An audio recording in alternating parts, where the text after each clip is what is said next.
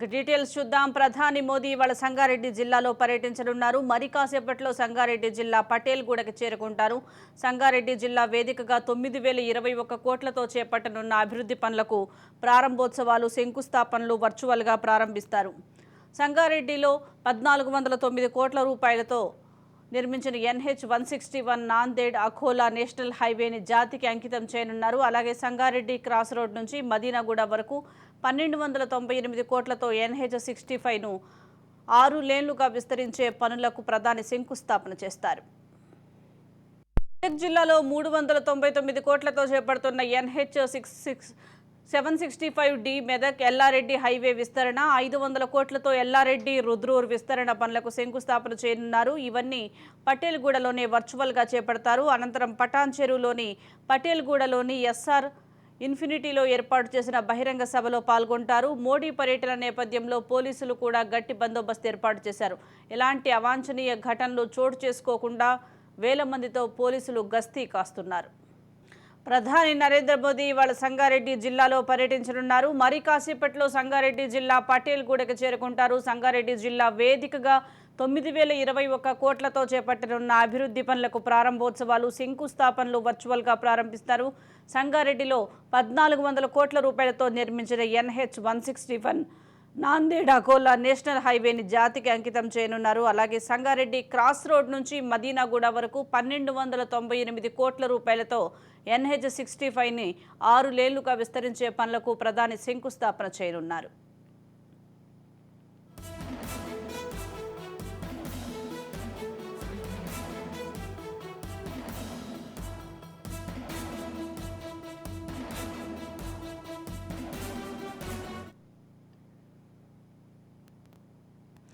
దీనికి సంబంధించి మరింత సమాచారం మా ప్రతినిధి స్వప్న అందిస్తారు. స్వప్న, చెప్పండి. ప్రధాని మోదీ ఈరోజు సంగారెడ్డిలో పర్యటిస్తున్నట్లుగా తెలుస్తోంది. దీనికి సంబంధించి అప్డేట్స్ ఏంటి? అలాగే ప్రధాని రాక నేపథ్యంలో ఏర్పాట్లు ఎలా జరుగుతున్నాయంటారు?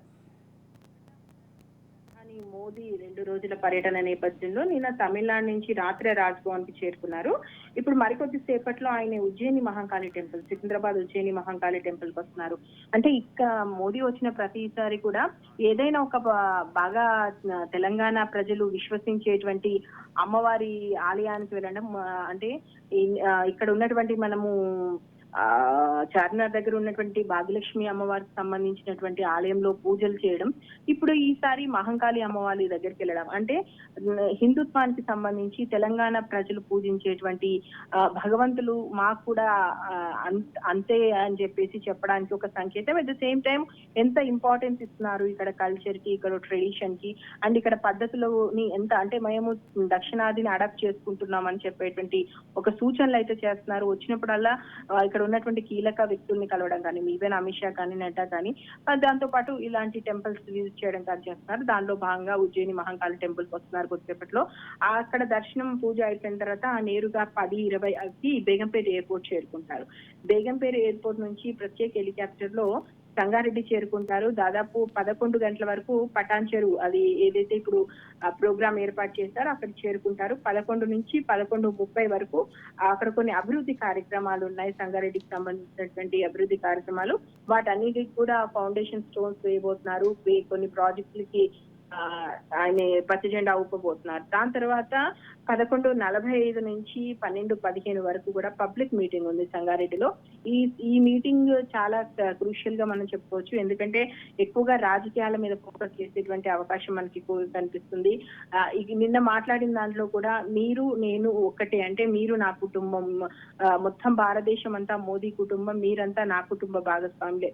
ఎందుకంటే మోదీని విమర్శిస్తూ లాలు మాట్లాడినటువంటి మాటలు చాలా సీరియస్ గా తీసుకున్నట్టుగా తెలుస్తుంది. అండ్ మిగిలిన వాళ్ళందరూ కూడా బీజేపీకి సంబంధించినటువంటి కార్యకర్తలు, నాయకులే కాదు, మోదీని ఇష్టపడే వాళ్ళంతా కూడా మేము మోదీ పరివారం అని చెప్పేసి వాళ్ళ సోషల్ మీడియా అకౌంట్ లో ట్యాగ్ చేసుకోవడం ద్వారా, అంటే ఒక రకంగా మనమంతా ఒకటి, మీ ప్రజలంతా నా వైపు ఉన్నారు, సో ఫిర్ ఎక్ బార్ మోదీ సర్కార్ కి ఇదే నాంది అన్నట్టుగా మాట్లాడబోతున్నారు. ఆయనకు సంబంధించినటువంటి ఏర్పాట్లు అంటే ఖచ్చితంగా పిఎం వస్తున్నప్పుడు పిఎం హై సెక్యూరిటీ ఉంటుంది. ఆ సెక్యూరిటీకి సంబంధించి మొత్తం ఇంటెలిజెన్స్ అంతా కూడా ఇప్పటికే చూపిస్తున్నారు. ఎలాంటి అవి లేవు. ఉన్నటువంటి షెడ్యూల్ లో ఇప్పటివరకైతే ఎలాంటి మార్పులు చెప్పలేదు. ఆయన షెడ్యూల్ ని ఆయన ఫాలో అయిపోతున్నారు. సో ఈ మీటింగ్ సంబంధించి ఏం చెప్తారు, ఏం మాట్లాడతారు అనేది చూడాలి. నిన్న కాంగ్రెస్ ను బీఆర్ఎస్ బీఆర్ఎస్ ను టార్గెట్ చేస్తూ మాట్లాడడంతో పాటు తెలంగాణకి ఏం చేశారో చెప్పారు. అభివృద్ధి పథకాలతోటి ఇప్పుడు ఇచ్చినటువంటి అభివృద్ధి కాకుండా గత 9 సంవత్సరాల్లో 9 లక్షల కోట్లు ఇచ్చాము. ఇంకా ఇప్పుడు ఉన్నటువంటి చూసుకుంటే తెలంగాణకు కేంద్రం నుంచి రావాల్సినవన్నీ కూడా ఇచ్చాము. అంత గత సర్కారు కాలడ్డేసినా కూడా మేము తెలంగాణ ప్రజలకు ఎంత చేయాలో అంత చేశాము. ఈసారి మాకు ఎక్కువ ఎంపీ సీట్లు గెలిపించి ఇవ్వగలిగితే ఇంకా ఎక్కువగా చేయగలుగుతాము. అండ్ రాష్ట్ర ప్రభుత్వం కూడా మాతో కొర్రీలు పెట్టుకోకుండా ఉంటే ఇక్కడ తెలంగాణ ప్రజల విషయంలో ఇంకా ఎంత అభివృద్ధి చేయగలుగుతామో, ఇంకెంత ఫండ్స్ ఇవ్వగలుగుతామో అంత ఇవ్వడానికి సిద్ధంగా ఉన్నామని మోడీ చెప్తారు. అండ్ ఇంకా రాజకీయంగా ఏదైనా మాట్లాడతారా అనేది మాత్రం మనం వేచి చూడాలి. స్వప్న, అలాగే ప్రధాని మోదీతో పాటు బీజేపీ ముఖ్య నేతలు ఎవరెవరు హాజరయ్యే అవకాశం ఉందంటారు? బీజేపీ కీలక నేతలు అందరూ వెళ్తారు. కిషన్ రెడ్డి కానీ, లక్ష్మణ్, సంజయ్, అరుణ, డికే అరుణ అండ్ ఈటల రాజేందర్, ఇంకా సంగారెడ్డికి సంబంధించినటువంటి క్రియాశీలకంగా ఉన్నటువంటి నాయకులందరూ పాల్గొంటారు. బీజేపీకి సంబంధించి రాష్ట్ర స్థాయి నాయకులందరూ ఖచ్చితంగా మోదీ వచ్చారంటే ఆ మీటింగ్ కు వెళ్తారు. అందులో ఇప్పటి వరకు ప్రస్తుతము ఎవరు కూడా ఎందుకంటే మనము అసెంబ్లీ ఎన్నికల టైంలో చూసుకుంటే ఏంటంటే ఇది చాలా నెట్టుకు నాయకులు వచ్చినప్పుడు కొంతమంది ముఖ్య నాయకులు డుమ్మాలు కొట్టారు. ఎందుకంటే అప్పుడు పార్టీని వీడి వెళ్లే వాళ్ళు ఒక్కొక్కరిగా పెరుగుతుండడంతో ఎవరు వస్తారు ఎవరు రాదు అనేటువంటిది ఉండే. కానీ ఇప్పుడు బీజేపీలో అదేం కనిపించట్లేదు. కొంచెం కూడా బీజేపీకే వలసలు వస్తున్నాయి కానీ బీజేపీ నుంచి పోయే వాళ్ళు ఎవరు లేనటువంటి పరిస్థితి అనిపిస్తుంది. నిన్న బంగారు శృతికి సంబంధించి తాను వెళ్తానని చెప్పినా మళ్ళీ వెంటనే యూటర్న్ తీసుకుంది. సో బీజేపీకి సంబంధించి సంగారెడ్డిలో గైర్హాజరయ్యేటువంటి పరిస్థితులు లేవు. అక్కడి నుంచి మరొక పార్టీకి షిఫ్ట్ అయ్యేటువంటి పరిస్థితులు ఏం లేవు. కాబట్టి ముఖ్య నాయకులందరూ కూడా ప్రెసిడెంట్ ఉన్నటువంటి నాయకులందరూ కూడా మోదీ సభకు హాజరవుతారు, ఏం చెప్తారు. అండ్ నిన్న ఆల్రెడీ క్రియాశీలకంగా మీటింగ్స్ అయితే జరిగాయి. ఇక్కడ ఉన్నటువంటి నాయకులకు దిశానిర్దేశం చేశారు. కాబట్టి ఏం మాట్లాడాలి, ఏం మాట్లాడద్దు, తెలంగాణకి ఇస్తున్నవేంటి, ఇలాంటి అనేక విషయాల మీద ఈ రోజు మోదీ, ఎందుకంటే 2 రోజుల్లో ఇది చివరి రోజు కాబట్టి ఇప్పటికే దక్షిణాది మీద ఫుల్ ఫ్లెడ్జ్డ్ గా మోదీ టార్గెట్ చేశారు. అందులో కర్ణాటక తర్వాత ఎక్కువగా హోప్స్ పెట్టుకుంది తెలంగాణ మీదనే.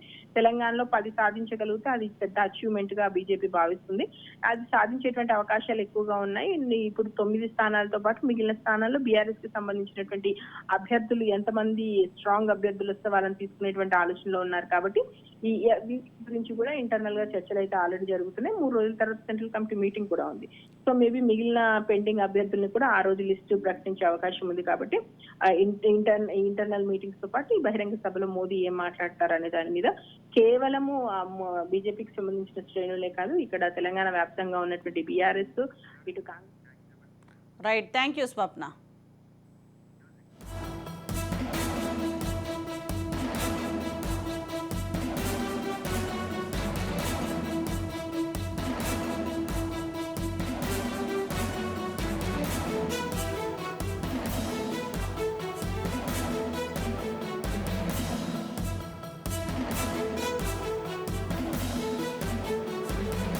ప్రధాని మోదీ ఇవాళ సంగారెడ్డి జిల్లాలో పర్యటించనున్నారు. మరి కాసేపట్లో సంగారెడ్డి జిల్లా పటేల్ గూడకు చేరుకుంటారు. సంగారెడ్డి జిల్లా వేదికగా 9,021 కోట్లతో చేపట్టనున్న అభివృద్ధి పనులకు ప్రారంభోత్సవాలను, శంకుస్థాపనలను వర్చువల్గా ప్రారంభిస్తారు.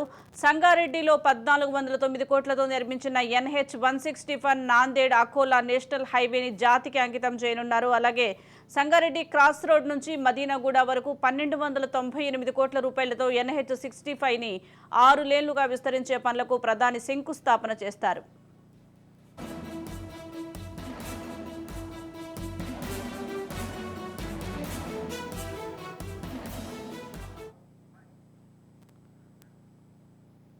ప్రధాని మోదీ ఇవాళ సంగారెడ్డి జిల్లాలో పర్యటించనున్నారు. మరి కాసేపట్లో సంగారెడ్డి జిల్లా పటేల్ గూడకి చేరుకుంటారు. దీనికి సంబంధించి మరింత సమాచారం మా ప్రతినిధి అనిల్ అందిస్తారు.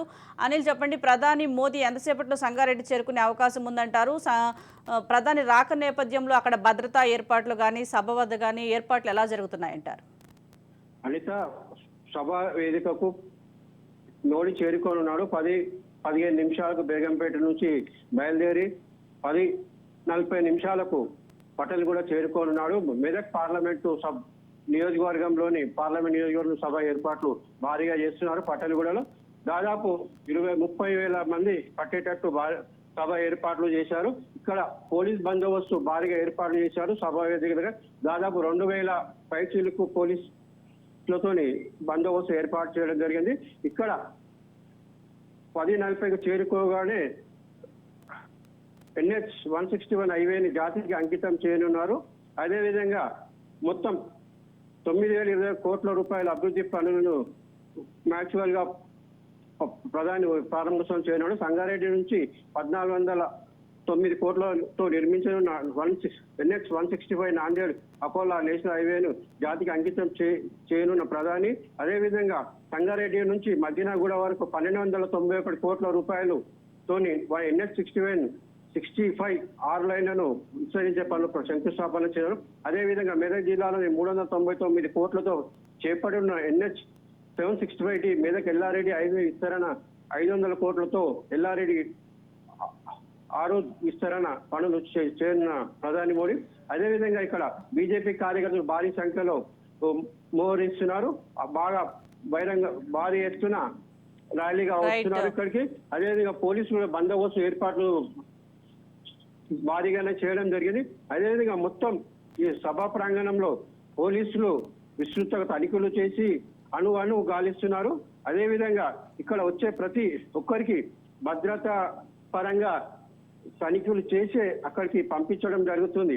అదేవిధంగా ఈ సభకు వచ్చే నాయకులకు అన్ని పార్కింగ్ లో కూడా ఏర్పాటు చేయడం జరిగింది.